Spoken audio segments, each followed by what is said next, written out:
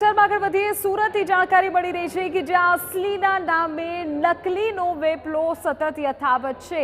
અલગ અલગ પ્રોડક્ટ્સ કે જે નકલી વેચાઈ રહી હોવાનો આખો મામલો સુરતથી સામે આવ્યો છે। જે જાણકારી મળી રહી છે તે અનુસાર જે પ્રોડક્ટ્સ છે તેમાં નકલી ઈનો છે, નકલી હેર રિમૂવલ ક્રીમ છે અને અગરબત્તીનો જથ્થો પણ પકડાયો છે। નવી પારડી અને કલોડી વિસ્તાર કે જ્યાંથી આ નકલી સામાન જપ્ત કરાયો છે। પોલીસે રૂપિયા 10.34 લાખનો મુદ્દામાલ જપ્ત કરી કુલ 4 લોકોને પકડી પાડ્યા છે। નવી પારડી ગામની ઇન્ડસ્ટ્રી વિસ્તારમાં નકલી પ્રોડક્ટ્સ બનાવવામાં આવતી હતી અને કલોડી ગામે બોક્સ પેક કરીને વેચવામાં આવતા હોવાનો ખુલાસો થયો છે।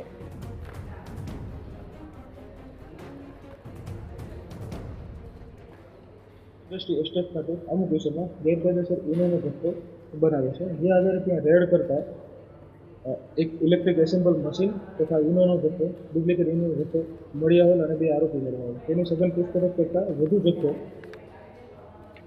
ઇનલ રેસિડેન્સી મકાન જે ભાડે રાખેલું હતું ત્યાં મળી આવેલ। ત્યાં મંગલદીપ અગરબત્તી તથા હેર રિમૂવલ ક્રીમ પણ મળી આવેલ। આમ કુલ 10,33,682નો મુદ્દામાલ પોલીસે કબજે કરેલો છે। કુલ 4 આરોપીને અટક કરી છે। આ લોકો એસેમ્બલ મશીનની અંદર ખાવાનો soda, citric acid, lemon flavour અને મીઠું નાખી અને ડુપ્લિકેટ ઈનો, ઓરિજિનલ ઈનો જેવો ડુપ્લિકેટ ઈનો બનાવતા હતા।